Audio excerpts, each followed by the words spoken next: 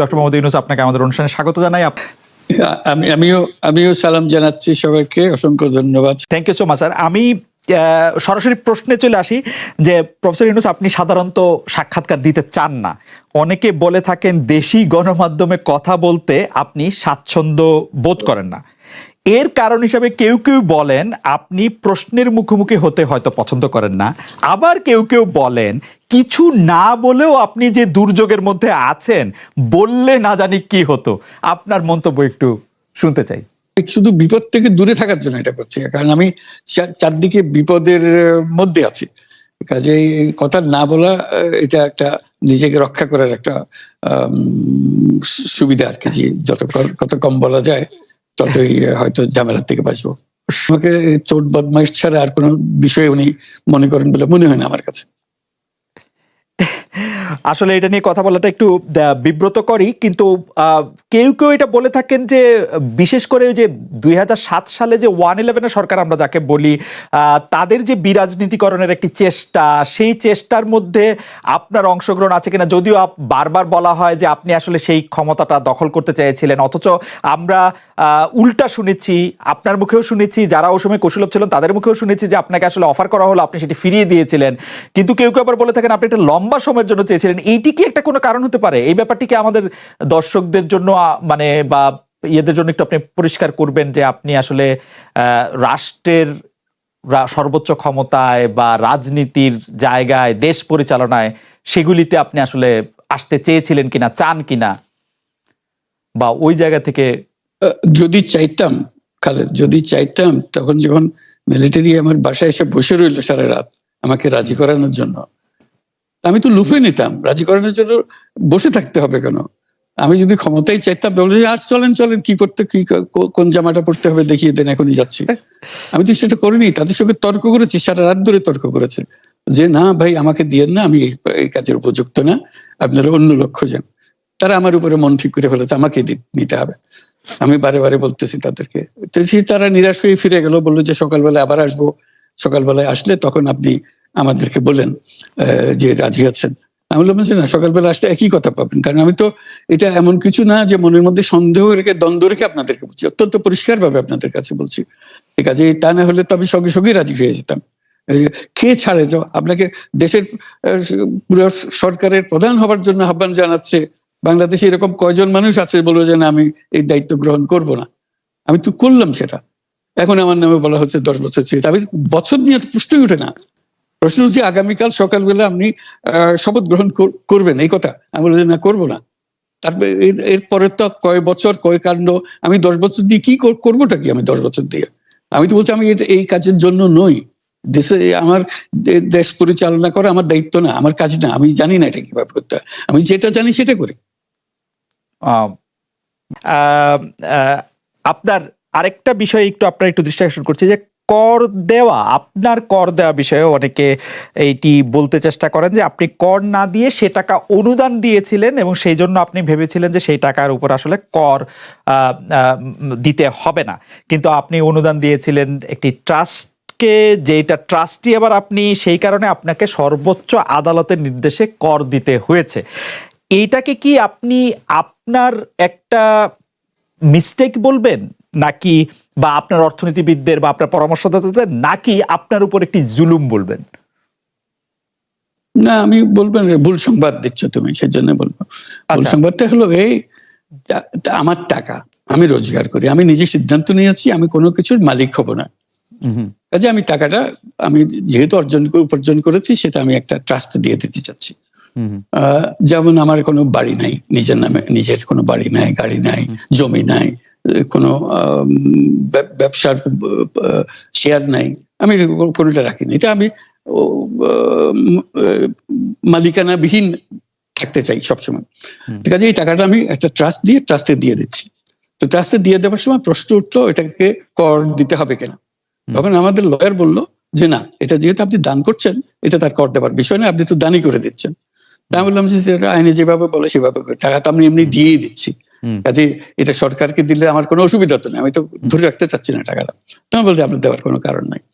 তখন আমরা এটা পূরণ করে দিয়ে দিলাম, সরকার দিয়ে দিল।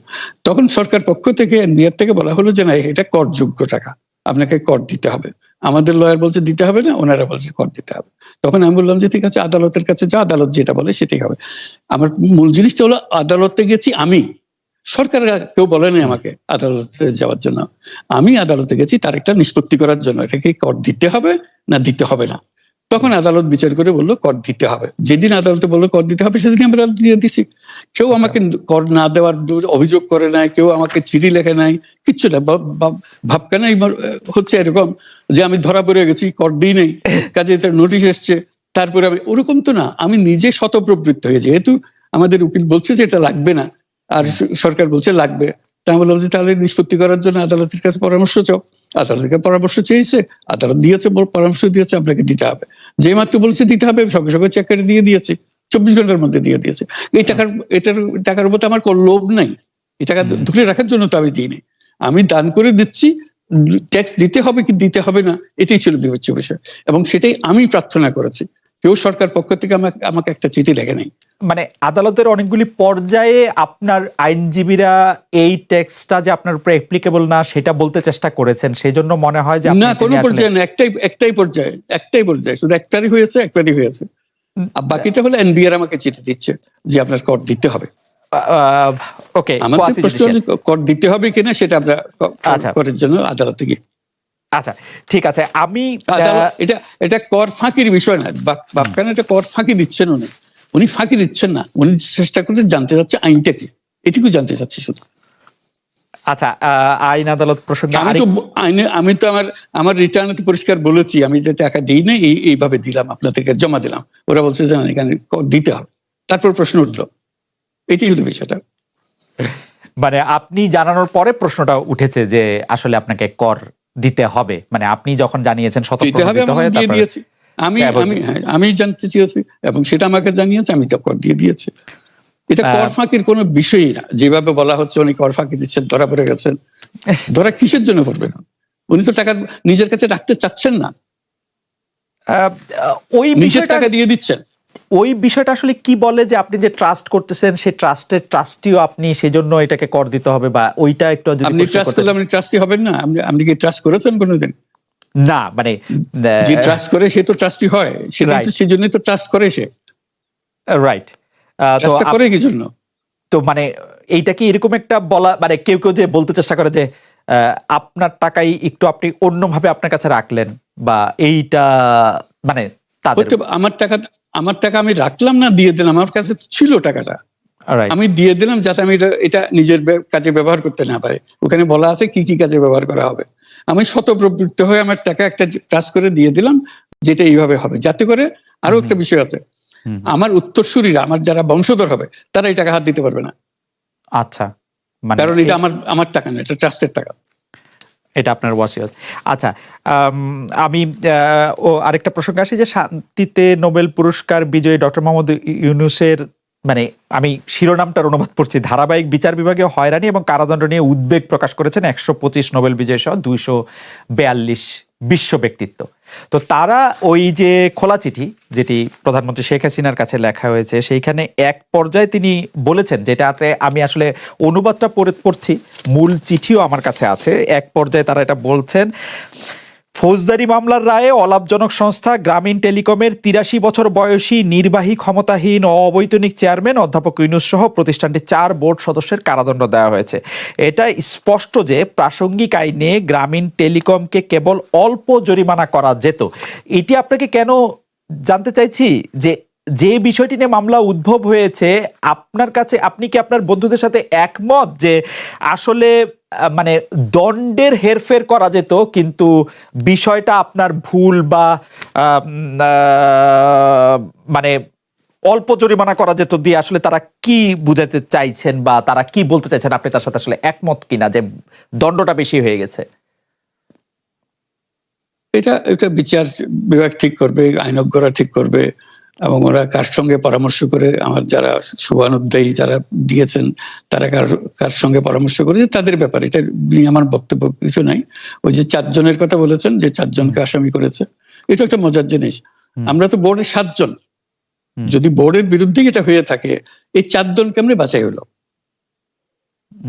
এটা একটু চিন্তা করে দেখেন, কারণ করতে হলেও সারা বোর্ড এটার জন্য দায়ী হবে, কারণ যারা বোর্ড মেম্বার আছে সবাইকে এর মধ্যে থাকতে হবে। সরকার আদালতে গেছেন 4 জনের বিরুদ্ধে, আর বাকি 3 জন মাপ, কারণটা কি? সেটি একটি প্রশ্ন বটে, কিন্তু আমি যখন এই renew call for justice for professor Yunus এটি পড়তেছিলাম, তখন আমার কাছে মনে হচ্ছিল যে তারা কেন এই কথা বলতেছেন যে এটাতে আসলে কিছু কম দণ্ড দেওয়া যেত, এত বড় দণ্ড দেওয়া উচিত হয় নাই। তার মানে কি এই প্রশ্নটি আসে যে আসলে যে অপরাধ আপনি যেটাতে বলেছিলেন যে দোষ করেনি সেই দোষের শাস্তি পেলাম, সেই ক্ষেত্রে কি তারা মনে করছেন যে আপনি আসলে দোষী করেছেন, শুধু দণ্ডটা বেশি হয়ে গেছে? এটা তাদের ব্যাপার, আমি আমারটা বলেছি। আমি বলছি আমি তো অপরাধ করি নাই। আচ্ছা, আপনি এটাই যদি অপরাধ হয় তো বাংলাদেশে কোনো ব্যবসা তো টিকতে পারবে না। এবার শেষ প্রসঙ্গ, আমাদের প্রযোজক আরাফাতুল ইসলাম এটি আপনার উদ্দেশ্যে একটু বলছেন, সেটা হচ্ছে যে বাংলাদেশের প্রধানমন্ত্রী শেখ হাসিনার উদ্দেশ্যে আপনি কোনো কিছু বলবেন কিনা আমাদের অনুষ্ঠান থেকে? আমার আর কি বলার আছে, আমি তো হলো দেশের সর্বস্বার্থ বদমাইশ, সেখানে আছি, কাজে আমার পক্ষ থেকে এমন কিছু বলার নেই তাকে। ডক্টর মোহাম্মদ ইউনূস, আপনাকে অনেক ধন্যবাদ।